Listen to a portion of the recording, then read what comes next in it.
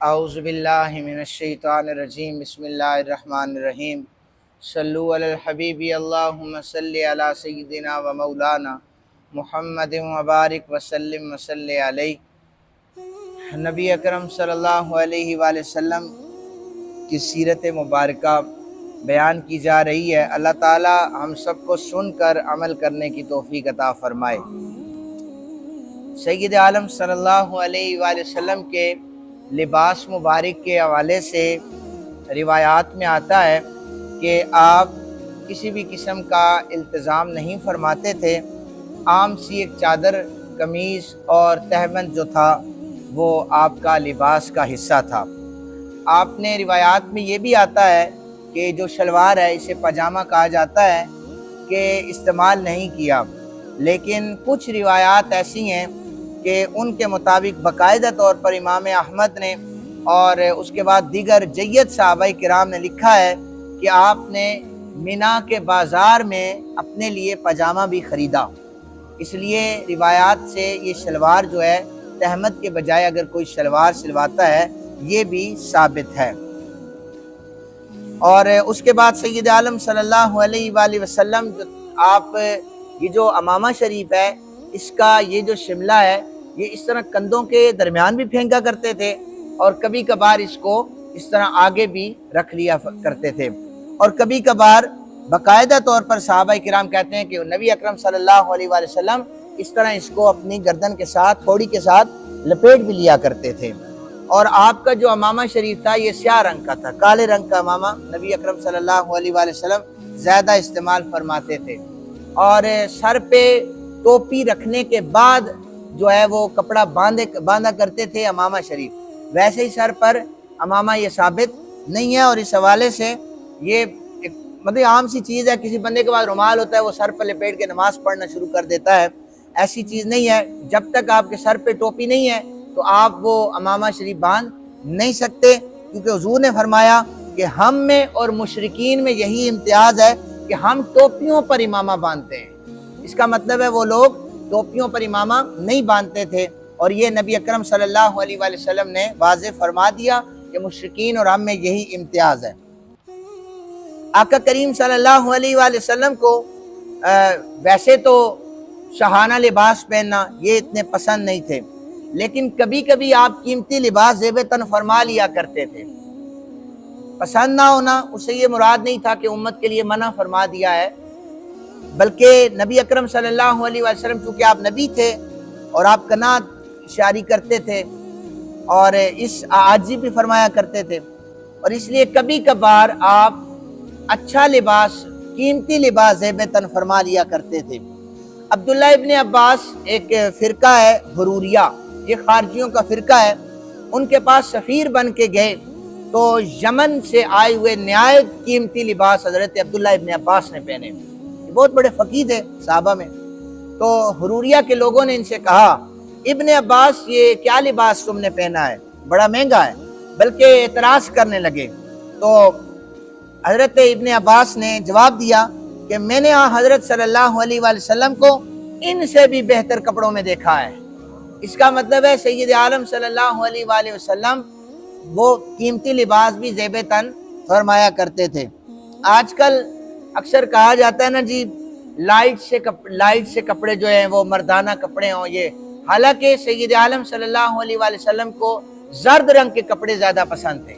ان میں سرخ رنگ جو تھا اس میں ریشم جت تھی، اس پہ تو منع فرما دیا تھا، اور آپ نے فرمایا تھا کہ منع سے یہ مراد نہیں ہے کہ یا تم انہیں استعمال نہ کرو، عورتیں استعمال کریں، مرد استعمال نہ کریں، اور اس میں ریشم چونکہ موجود تھی اس لیے آپ نے فرمایا۔ ادروائز نبی اکرم صلی اللہ علیہ وآلہ وسلم کو زرد رنگ پسند تھا، لیکن سفید رنگ کے حوالے سے بھی حضور نے فرمایا ہوا ہے کہ یہ اچھے کپڑوں میں سے اچھا کپڑا ہے، اچھا لباس ہے۔ اور حضرت عائشہ صدیقہ رضی اللہ تعالی عنہ اور دیگر ازواج مطہرات بھی فرماتی ہیں کہ کبھی یمن سے کبھی مصر سے تحفے طائف آتے تھے تو وہ انتہائی بیش بہا قیمتی کپڑے ہوتے تھے، نبی اکرم صلی اللہ علیہ وآلہ وسلم انہیں زیب تن فرمایا کرتے تھے۔ نبی اکرم صلی اللہ علیہ وآلہ وسلم کے مبارک جسم کا تو یہ عالم تھا کہ جہاں سے گزر جاتے تھے خوشبوئیں اس رستے کا طواف کرتی تھی، لیکن خوشبو حضور کو بہت زیادہ پسند تھی، اور کوئی بھی چیز جو بھیجا کرتا تھا تحفے میں، تو اگر خوشبو، ویسے تو حضور تحفہ قبول کرتے تھے، لیکن خوشبو اگر بھیجا کرتا تھا تو اس تحفے کو نبی اکرم صلی اللہ علیہ وآلہ وسلم زیادہ پسند فرمایا کرتے تھے۔ خاص قسم کا عطر بھی آپ لگاتے تھے، لیکن صحابہ کہتے ہیں کہ اس عطر کے علاوہ بھی حضور سے بڑی خوشبوئیں آتی تھی۔ وہ میں نے روایت سنائی تھی 3 دن پہلے، پھر سنا دیتا ہوں کہ ایک صحابی ہیں حضرت عتبہ، ان کی 4 بیویاں تھیں، جس کی باری ہوتی وہ قیمتی خوشبو استعمال کیا کرتی تھی کہ عتبہ کی اٹریکشن ہماری طرف ہو جائے۔ تو حضرت عتبہ کے قریب جب وہ جاتی تھی تو حضرت عتبہ سے اس سے بھی خوبصورت خوشبوئیں آیا کرتی تھی۔ تو وہ ایک دن ازواج جو تھی ان کی، حضرت عتبہ کی، کہنے لگی کہ بڑی عرب میں چونکہ خوشبوؤں کا رواج تھا، مہنگی مہنگی خوشبوئیں ہم استعمال کرتی ہیں، تو عتبہ جب تمہارے قریب ہم آتی ہیں ایسی خوشبو آتی ہے کہ ہم جو ہے ہماری خوشبو مان پڑ جاتی ہے۔ حضرت عتبہ کہنے لگے تمہاری تو یہ دنیا کے جو ہے وہ بنائی ہوئی خوشبوئیں ہوں گی، میرے جو جسم سے خوشبو آتی ہے، میرے جسم پہ ایک مرتبہ بیماری نکلی تھی، حضور صلی اللہ علیہ وآلہ وسلم نے اپنا ہاتھ پھیرا تھا، یہ ہاتھ کی برکت ایسی تھی کہ آج تک خوشبوئیں آ رہی ہیں، اور تمہاری خوشبوئیں اس کے سامنے کوئی معنی نہیں رکھتی۔ مزاج شریف میں انتہائی نظافت تھی۔ اگر کسی بھی شخص کو میلے کپڑے پہنتے ہوئے دیکھتے تو آپ فرمایا کرتے تھے کہ تم سے اتنا بھی نہیں ہوتا کہ کپڑے دھو لو، تم سے اتنا بھی نہیں ہوتا کہ کپڑے دھو لو، بلکہ ایک شخص میلے کپڑے پہن کر آقا کریم صلی اللہ علیہ وآلہ وسلم کی خدمت میں آیا تو آپ نے اس سے فرمایا کہ جب اللہ نے نعمت دی ہوئی ہے تو صاف کپڑے پہنو، انہیں دھو لیا جائے۔ اور اسی طرح ایک دن مسجد نبوی شریف میں لوگوں کی تعداد زیادہ تھی اور کاروباری لوگ بھی وہاں موجود تھے، بازاروں میں جو تجارت کرتے تھے، میلے کپڑوں میں وہ اسی طرح نماز پڑھنے آ گئے، تو ان کے پسینے کی جو بدبو تھی اس سے نمازیوں کو تکلیف ہونے لگی، تو حضرت صلی اللہ علیہ وآلہ وسلم نے فرمایا کہ تم اگر نہا کر آتے تو زیادہ اچھا تھا۔ ہمارے اکثر آپ کو یہ بتاؤں، یہ لباس کا چیپٹر ہے، اس لیے ویسے میری عادت اتنی نہیں ہے کہ میں کسی بھی نمازی کو بلا کر کہوں کہ وہ تم نے یہ کون سا لباس پہنا ہے، اس میں تمہاری نماز نہیں ہوتی، یہ ہو جائے گا۔ اکثر تو اپنے پاس سے بھی فتویٰ جھاڑ دیتے ہیں، بلکہ ہمارے ایک نمازی نے مجھے کال کی، کہتا ہے کہ شاہ صاحب ٹراؤزر میں نماز ہو جاتی ہے۔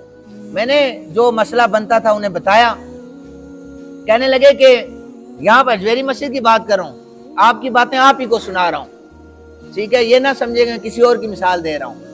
تو انہوں نے کہا جی میں واک کرتے ہوئے ٹراؤزر پہن کے آ جاتا ہوں، تو ایک نمازی میں لوگ کہتے تیری تو نماز ہی نہیں ہوتی، کبھی نماز ہی نہیں ہوئی، ٹراؤزر میں نماز نہیں ہوتی۔ تو میں نے ان سے عرض کیا کہ یہ نماز کا ہو جانا، قبول ہو جانا، یہ کسی بندے کے پاس تو سرٹیفکیٹ نہیں ہے کہ وہ کسی کو دے گا، یہ تو تعلق اللہ رب ذوالجلال کی بارگاہ سے ہے۔ کوئی ٹراؤزر میں پڑھتا ہے، ورنہ صحابہ کرام کے پاس ایک ایک کپڑا صرف ہوتا تھا جس سے سطر ڈام کر نماز پڑھ لیا کرتے تھے۔ تو ٹراؤزر کے حوالے سے بھی مسئلہ یہ ہے کہ اگر وہ ٹراؤزر کھلا ہو جس میں جسم کی ساخت جو ہے وہ سامنے دکھائی نہ دے، جسم نمایاں نہ ہو، تو ایسے کھلے ٹراؤزر میں، کھلے کپڑوں میں نماز جائز ہے۔ دین میں سختی نہیں ہے کہ کوئی شخص کہ جی اس نے ٹراؤزر پہنا ہے لہذا اس کی نماز نہیں ہو رہی، آپ کو کون سی گارنٹی ہے کہ آپ کی نماز ہو رہی ہے؟ تو اس لیے نبی اکرم صلی اللہ علیہ وآلہ وسلم نے میلے کپڑے پہننے سے منع فرمایا ہے۔ اور خوش لباسی کے حوالے سے یاد رکھیں، اب اس کے بعد آپ احتیاط بتا رہا ہوں، اب کیا بتا رہا ہوں؟ احتیاط یہ ہے کہ جب اللہ کی بارگاہ میں آئے تو آپ اب کوئی ٹراؤزر میں آ جاتا ہے تو وہ میں نے مسئلہ بتایا ہے، لیکن احتیاط یہ بتا رہا ہوں کہ اللہ کی بارگاہ میں آنے سے پہلے اچھے کپڑے پہنے جائیں، اور اگر خوشبو ہے وہ لگائی جائے، اور اگر ٹوپی گھر میں پڑی ہے تو مسجد کی ٹوپیوں پر انحصار نہ کیا جائے، وہ پہن کر اللہ کی بارگاہ میں آیا جائے، تاکہ پتہ چلے کہ ہم چھوٹے سے کونسلر کے پاس بھی اگر جاتے ہیں تو ہم واسکٹ اور کاٹن کا سوٹ پہن کر جاتے ہیں کہ ہمارے لباس میں، پرسنالٹی میں کوئی فرق نہ آئے۔ اللہ کی بارگاہ میں، بادشاہوں کے بادشاہ کی بارگاہ میں جب آتے ہیں ہم کہتے ہیں چلو بس ٹھیک ہے، وضو کیا ہوا ہے تو جا کر سجدے دے کے آ جاتے ہیں، تو یہ چیزیں درست نہیں ہیں۔ ہمارا جوان طبقہ بھی بیٹھا ہوا ہے، وہ بھی ان چیزوں کا بہت زیادہ خیال رکھے، چونکہ کل بڑے ہو کر ان صفوں میں آپ نے کھڑے ہونا ہے اور آپ نے اپنی اولاد کو بتانا ہے، اس لیے ایسا لباس زیب تن کیا جائے جو اللہ اور اللہ کے رسول کو پسند ہے اور جو اللہ کی بارگاہ میں آنے کے قابل بھی ہو۔ نبی اکرم صلی اللہ علیہ وآلہ وسلم کو ویسے تو قناعت شاری اتنی تھی کہ آپ سادہ غذا پسند فرمایا کرتے تھے، اور آپ سرکہ، شہد، کھجور، روغن زیتون یہ چیزیں زیادہ استعمال فرمایا کرتے تھے۔ ایک دفعہ حضرت ام ہانی کے گھر تشریف لے گئے۔ 10,000 کا لشکر مکہ پاک میں آ رہا تھا، مکہ فتح ہو رہا تھا، اور نبی اکرم صلی اللہ علیہ وآلہ وسلم کے شفیع چچا کی بیٹی تھی حضرت ام ہانی، آپ کزن بھی تھی، بہن بھی تھی۔ تو جب مکہ میں داخل ہوئے تو ام ہانی کے بچوں نے پوچھا تھا کہ اماں آج نبی اکرم صلی اللہ علیہ وآلہ وسلم ہمارے گھر میں بھی آئیں گے؟ تو اتنا جاؤ جلال اور پروٹوکول تھا۔ حضرت ام ہانی کہنے لگے کہ وہ کیسے ہمارے گھر میں آئیں گے، تو غریبوں کا گھر ہے، کھانے کے لیے کچھ نہیں ہے۔ تو سید عالم صلی اللہ علیہ وآلہ وسلم نے طواف کرنے کے بعد حضرت ام ہانی کے کچے دروازے پہ دستک جا کے دے دی تھی۔ ام ہانی گھر میں کھانے کے لیے کیا ہے، خشک روٹی پڑی ہوئی تھی۔ ام ہانی کہنے لگی ہو سکتا ہے میں ان کی خدمت صحیح طریقے سے نہ کر سکوں۔ ام ہانی نے عرض کی کہ یا رسول اللہ میرے گھر میں سرکہ ہے۔ حضور نے فرمایا جس گھر میں سرکہ ہو وہ گھر غریب نہیں ہوا کرتا۔ تو یہ لوگوں کو بتایا ہے، قناعت شاری بتائی ہے۔ تو ہم کہتے ہیں انواع و اقسام کے کھانے ہو، جائز یہ بھی ہے، ناجائز نہیں ہے۔ اگر کوئی کھاتا ہے تو یہ ناجائز نہیں ہے، لیکن نبی اکرم صلی اللہ علیہ وآلہ وسلم یہ چیزیں پسند فرمایا کرتے تھے۔ عرب میں ایک خاص قسم کا کھانا تھا جس کو حیث، ہا یا اور سین، حیث کہا جاتا تھا۔ یہ گھی میں پنیر اور کھجور ڈال کر پکایا جاتا تھا۔ نبی اکرم صلی اللہ علیہ وآلہ وسلم کو یہ کھانا بھی بہت زیادہ پسند تھا۔ دسترخوان پر نبی اکرم صلی اللہ علیہ وآلہ وسلم جب تشریف فرماتے، اگر ان میں سے کوئی چیز پسند نہ ہوتی اس کی طرف ہاتھ ہی نہیں بڑھاتے تھے، اس کی طرف ہاتھ نہیں بڑھاتے تھے، اور جو چیز آپ کے سامنے ہوتی تھی اسی میں سے کھا لیتے تھے۔ آپ نے کبھی کھانے میں سے عیب نہیں نکالا، کھانے میں سے عیب نہیں نکالا۔ اکثر لوگوں کی عادت ہوتی ہے وہ کھانے میں سے عیب نکالنا شروع ہو جاتے ہیں، یہ چیز درست نہیں ہے۔ جو آپ کو پسند ہے وہ کھا لیں، جو پسند نہ ہو وہ چھوڑ دیا جائے۔ عیب نکالنا یہ سرکار دو عالم صلی اللہ علیہ وآلہ وسلم کے طریقوں میں سے یہ طریقہ نہیں ہے۔ کبھی آپ مسند پر ٹیک لگا کر کھانا نہیں کھاتے تھے۔ ہمارے گھروں میں اکثر دیکھا ہے، ہمارے گھروں میں بھی، آپ کے گھروں میں بھی، کہ ٹیک لگا کر بھی کھایا جاتا ہے۔ وہ جو طریقہ کار سید عالم صلی اللہ علیہ وآلہ وسلم نے بتایا ہے اس طریقے سے ہٹ کر کھانا کھایا جاتا ہے۔ پھر اس طریقے سے جب کوئی شخص ہٹتا ہے، کھانوں میں رد و بدل ہو گیا، کھانا کھانے کے طریقے میں رد و بدل ہو گیا، وہ ساری کی ساری برکت ختم ہو جاتی ہے۔ دیکھیں جب ہم کھانا کھاتے ہیں ہاتھوں کے ساتھ ذرات کھانے کے لگ جاتے ہیں، حضور نے فرمایا کہ پہلے انہیں چاٹ لیا جائے۔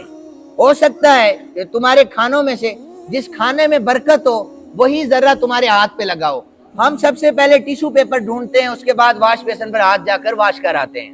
وہ ہو سکتا ہے جو برکت ہو وہ پانی کی نظر ہو جائے گی، جبکہ ہو سکتا ہے کہ جب آپ کے ہاتھ پر لگا ذرہ ہے اس میں برکت ہو، وہ جب آپ کے معدے میں چلا جائے گا تو معدے میں آپ وہ کھانا جو ہے سارے کا سارا اچھے طریقے سے ہضم ہو جائے گا۔ اب ہم نے یہ چیزیں چھوڑ دی ہیں، کھانا بھی ہضم نہیں ہوتا۔ تو کوشش کیا کریں طریقہ وہی ہو جو نبی اکرم صلی اللہ علیہ وآلہ وسلم کو پسند ہو۔ نبی اکرم صلی اللہ علیہ وآلہ وسلم پیاز اور لہسن کھانے سے کھا کر مسجد میں آنے سے منع فرمایا کرتے تھے، کیونکہ جب کوئی شخص مسجد میں آتا ہے قرآن پڑھتا ہے تو حضور نے فرمایا کہ اللہ کے ملائکہ جو ہیں وہ اس کے منہ کے قریب ہو کر قرآن کی تلاوت کو لے لیتے ہیں۔ اگر لہسن اور پیاز کسی نے کھایا ہوگا فرشتے دور بھاگ جائیں گے۔ حضرت عمر بن خطاب رضی اللہ تعالیٰ عنہ نے باقاعدہ اپنے زمانے خلافت میں خطبہ دیتے ہوئے ارشاد فرمایا تھا کہ تم لوگوں کو پتہ نہیں چلتا لہسن اور پیاز کھا کر مسجد میں آ جاتے ہو۔ میں نے رمضان شریف میں بھی بتایا تھا کہ ہم ایسا بے دریغ ہو کر آخری کھانا سمجھ کے کھاتے ہیں کہ یہ آخری ہے، وہ کھاتے ہیں کہ پھر ہمیں بار بار ڈکار آ رہے ہوتے ہیں۔ میں تو کہتا ہوں ٹھیک ہے یہ طبعی طور پر ہے، کوئی ایشو نہیں ہے، لیکن اس ڈکار کی وجہ سے ساتھ میں کھڑے ہونے والے نمازی کو تکلیف ہوتی ہے۔ آپ کسی کو تکلیف نہیں دے سکتے، اس لیے پیاز اور لہسن کھا کر مسجد میں آنے سے منع کیا گیا ہے۔ تو یہ چیزیں سید عالم صلی اللہ علیہ وسلم کی سیرت میں تھی۔ اللہ تعالیٰ ہم سب کو ان پر عمل کرنے کی توفیق عطا فرمائے۔